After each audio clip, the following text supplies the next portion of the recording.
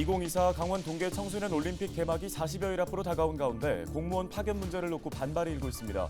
강원도 시군 공무원 노조는 5일 강원 동계 청소년 올림픽 조직위원회를 항의 방문했습니다.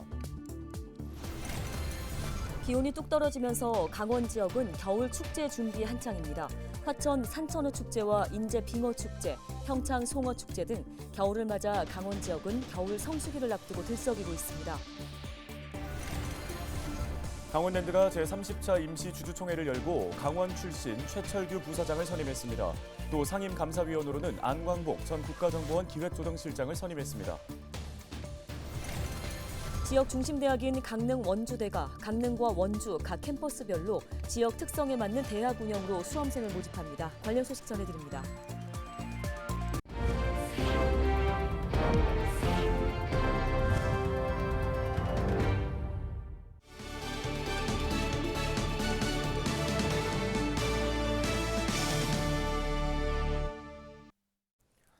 시청자 여러분 안녕하십니까? 헬로티비 뉴스입니다. 각종 행사 때마다 반복되는 공무원 동원령 논란, 어제 오늘 일이 아닙니다. 일선에 있는 공무원을 강제 차출하다 보니 행정 업무 공백도 우려되고 업무 부담도 높아진다는 불만의 목소리가 높습니다. 개막이 40여일 앞으로 다가온 2024 강원 동계 청소년 올림픽도 공무원 강제 동원 여부를 놓고 반발이 일고 있습니다. 정승환 기자입니다. 시군 인력 강제 차출 조직위를 규탄한다. 조직위를 규탄한다. 수행. 강원도 시군 공무원 노조 직장협의회가 5일 2024 강원 동계 청소년 올림픽 조직위원회를 항의 방문했습니다. 조직위원회의 인력 지원 요청에 반발하고 나선 겁니다. 조직위는 최근 대회 운영을 위해 강원자치도와 각 시군 등에 400여 명의 지원을 요청했습니다. 요청 인원은 강원자치도가 95명으로 가장 많았고 강릉시가 88명으로 뒤를 이었습니다. 노조는 조직위의 인력 지원 요구가 불합리하다는 입장입니다. 파견 공무원이 사실상 강제적으로 정해질 뿐만 아니라 파견 근무에 대한 보상안도 마련돼 있지 않기 때문입니다. 또 담당 공무원 파견에 따른 업무 공백도 우려하고 있습니다. 행정 인력들을 지원받는 문화가 있는 거는 좀 어쩔 수 없는 상황인 것 같기도 해요. 그러나 이게 공정성이 있어야 되거든요. 시군 인력들 위주로 또 그런 어려움들을 이렇게 강제 할당하는 방식들은 좀 불공정한 게 아닌가. 하지만 조직위는 인력 동원은 불가피하다는 입장입니다. 노조의 반발로 지원 요청 인원을 50여 명 줄였지만 한정된 예산으로 추가 인력을 고용하기엔 어려움이 있고 자원봉사자만으로 대회를 치르긴 무리란 겁니다.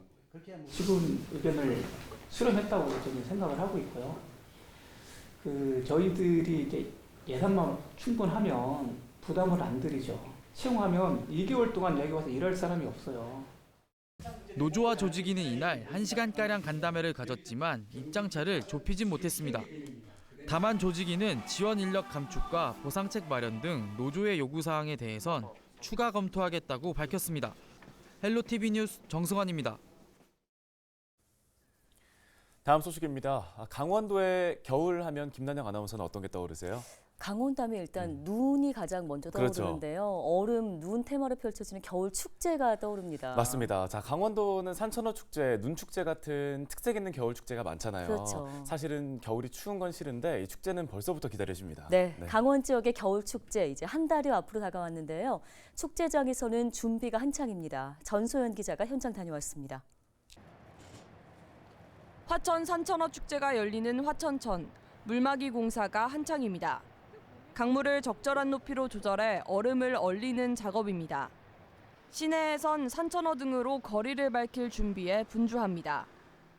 본격적으로 영하권 추위가 시작되면서 화천 산천어 축제장에는 얼음이 얼기 시작했습니다. 기온이 떨어지면서 축제를 준비하는 손길도 바빠지기 시작했습니다. 지금은 전반적으로 지금 얼음 얼리는데 지금 집중하고 있고요. 그다음에 기타 제반 시설이라든가 이 부분은 아직까지 좀 시간이 좀 있기 때문에 지금 차근차근 지금 준비해 나가고 있는 상황입니다. 화천뿐만이 아닙니다. 강원 지역 곳곳에서 다가오는 축제 준비에 열을 올리고 있습니다. 평창군은 이달 22일 열릴 평창 송어 축제 준비에 한창입니다. 기본적인 공사 같은 거 다 끝냈고요. 같이 일할 지역 주민들 모집하고 있고요. 동계 청소년 올림픽 폐막하고 기간을 맞추느라고 한 일주일 정도 이 기간을 더 연장했어요. 한 20여 톤 정도 지금 준비를 합니다. 태백시는 황지연못에 LED 조형물을 설치하고 1월 말 열리는 태백산 눈축제의 서막을 알렸습니다. 축제 준비는 순조로운 상황, 관건은 날씨입니다. 기상청은 다음 달 기온이 평년과 비슷한 수준으로 나타나면서 영하권 추위가 계속될 것으로 내다보고 있습니다. 겨울 축제는 눈과 얼음이 필수적이다 보니 일부 지자체는 결빙 상황에 따라 축제 일정 조정도 염두에 두고 있습니다. 강추위를 잊게 하는 강원 겨울 축제. 막바지 손님 맞을 준비에 분주한 모습입니다. 헬로티비 뉴스 전소연입니다. 다음 소식입니다. 강원랜드가 제30차 임시주주총회를 열고 상임감사위원회 안광복 전 국가정보원 기획조정실장을, 부사장에는 최철규 전 대통령 비서실 국민통합비서관을 각각 선임했습니다. 안광복 상임감사위원은 임기 2년으로 한국조폐공사 상임감사 등을 역임한 바 있습니다. 최철규 부사장은 강원도 출신으로 여성가족부 장관 정책보좌관과 대통령직 인수위원회, 지역균형발전특별위원회 자문위원 등을 역임했습니다. 최철규 부사장은 현재 공석임 대표이사 선임 시까지 직무 대행을 수행하게 될 예정입니다.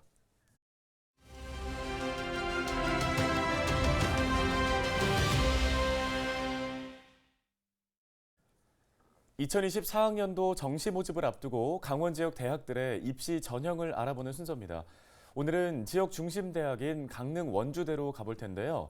강릉 원주대는 강릉과 원주 지역 특성에 맞도록 각각의 캠퍼스에 단과대를 두고 있습니다. 네, 특히 올해 강원대와 함께 글로컬 30 지원 사업에 선정되면서 대학 발전에 대한 기대가 높습니다. 이준동 강릉 원주대 입학처장을 만나보겠습니다. 저희 학교의 정시 전형은 매우 간소화하여 지원자들의 편의를 도모하고 있습니다.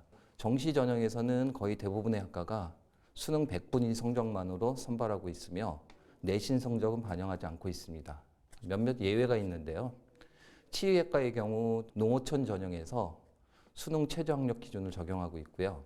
음악과의 경우 실기 100%로 선발하고 있습니다. 우선은 저희 학교는 국립대학교이다 보니까 등록금이 사립대학의 절반 수준입니다. 그래서 학생들한테 좀 저렴한 부담이 없는 학비로 저희는 교육을 하고 있는 중이며, 그 밖에도 저희가 우수한 장학제도를 가지고 있어서 학생들이 좀 더 학업에 전념할 수 있는 그런 기회를 제공하고 있습니다.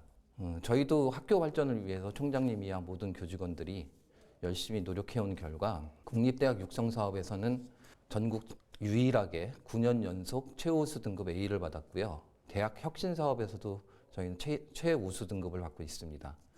특히 올해 우리 선정된 강원대학교와 함께 지원한 글로컬 30 사업에 저희가 선정되었기 때문에 2026년에는 아마 1도 1 국립으로 만들 것을 계획하고 있으며, 이 계획대로 된다 그러면 저희 강릉 원주대학교가 또는 이제 변경돼서 강원대학교가 되겠지만 전국 제일 규모의 국립대학으로 변경하게 됩니다. 또한 이 사업으로 한 5년 동안 한 최소 1,000억 정도의 재정 지원이 들어오기 때문에 이제 그렇기 때문에 학생들에게 좀 더 질 높은 교육과 그다음에 혜택이 많이 돌아갈 수 있을 것으로 기대하고 있습니다. 저희 학교가 강릉과 원주 이 두 군데 캠퍼스가 있다 보니까 각각의 캠퍼스들이 전부 다 지역 특성화를 고려해서 저희 단과대학을 발전시켜 온 상태입니다. 그러니까 강릉의 경우 예전부터 우리 인문이라든가 아니면 해양이라든가 스포츠라든가 이런 형태의 도시의 발전 방향을 추구했기 때문에 저희 학교에서도 인문대학이라든가 생명과학대학이라든가 아니면 예술체육대학이라든가 이런 단과대학이 지금 포진해 있는 상태이고요. 원주 같은 경우에는 원주 의료기기 도시를 예전부터 표명을 해왔기 때문에 보건복지대학이라든가 아니면 과학기술대학 이런 지역 특성화에 맞춘 단과대학으로 우리 구성되어 있다고 생각할 수 있겠습니다. 저희 학교에서 제일 인기가 좋은 학과가 치의학과와 그리고 간호대학인데요. 치의학과는 강릉에 위치하고 있고요. 간호대학은 우리 원주 캠퍼스에 위치하고 있어서 이제 학생들은 이제 가고 싶은 학과를 캠퍼스를 확인을 하시고 지원을 하셔야지 될 것 같습니다. 저희는 1월 3일 오전 9시부터 수요일 오전 9시부터 원서를 접수를 받고요.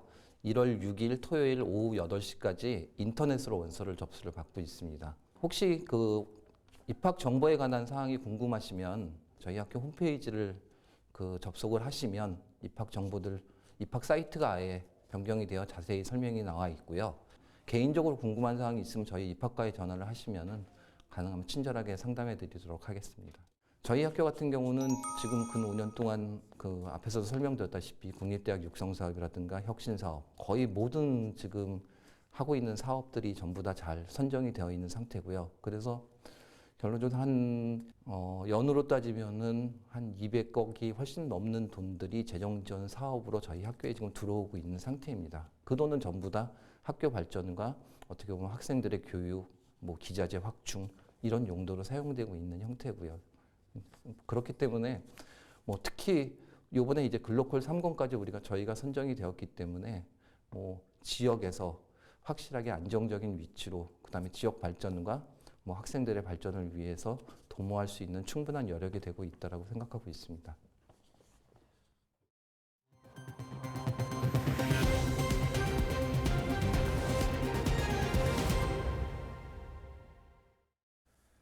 겨울철 전통시장은 화재 위험에 취약한 곳입니다. 다닥다닥 붙어있는 점포 사이로 전깃줄이 얽혀있고 천막 등 불쏘시개가 될 만한 물건들이 널려있기 때문인데요. 네, 특히 최근 쌀쌀한 날씨에 난방기구 사용도 늘고 있어 각별한 주의가 필요해 보입니다. 표영민 기자입니다. 창원의 한 전통시장. 상인들이 전기난로에 의지해 장사에 나섭니다. 여러 개의 난로를 동시에 사용하는 곳도 눈에 띕니다. 추워진 날씨에 난방기구 사용이 크게 늘면서 화재 위험도 커지고 있습니다. 최근 5년 동안 전국에서 발생한 전통시장 화재는 모두 284건. 한 해 평균 57건 정도로 그중 40% 이상이 겨울철 난방기기 사용 등으로 발생했습니다. 화재에 취약한 구조도 문제입니다. 점포들이 밀집된 데다 길이 좁은 전통시장의 특성상 화재 위험은 항상 도사리고 있습니다. 특히 낡은 건물에 전선들이 뒤엉켜 있고 점포 사이 가림막 역할을 하는 천막이 불쏘시개 역할을 할 수 있습니다. 그나마 규모를 갖춘 시장은 화재에 대비해 소방시설 등을 갖추고 있지만 소규모 시장은 사실상 무방비입니다. 조그만 시장은 이런 거 설치하는데 좀 미비하니까 이 모든 터전이 다 날아가는 거잖아. 하나의 도에 장사인 게 아니고 나 같은 건 30년인데 이게 모든 게 다 날아가는 거잖아요. 소방당국은 그동안 전통시장에 대한 안전규제 등을 강화했지만 화재 위험성은 크게 변하지 않았습니다. 오래된 건물이 많은 탓에 새 안전기준을 적용하는데 무리가 따르기 때문입니다. 소방당국은 현실적인 대책이 마련될 때까지 화재 예방에 집중해야 한다고 말합니다. 노후화된 전기 설비 같은 경우에는 주기적으로 확인 및 교체 부탁드리고 그다음에 눈에 보이는 곳에 소화기를 꼭 비치해 주시기 바랍니다. 유사시에는 이 소방차가 잘 진입할 수 있도록 진입로에 물건 같은 거를 적재하지 마시기를 잘 당부드리겠습니다. 전통시장 화재 발생으로 인한 평균 피해액은 일반 화재의 16배에 달하는 2억 7천만 원. 한 번 났다 하면 큰 피해로 이어지는 만큼 철저한 대비와 점검이 필요합니다. 헬로티비 뉴스 표영민입니다. 2024 강원 동계 청소년 올림픽 대회 성화 투어가 5일 춘천 강원체육고등학교에서 열렸습니다.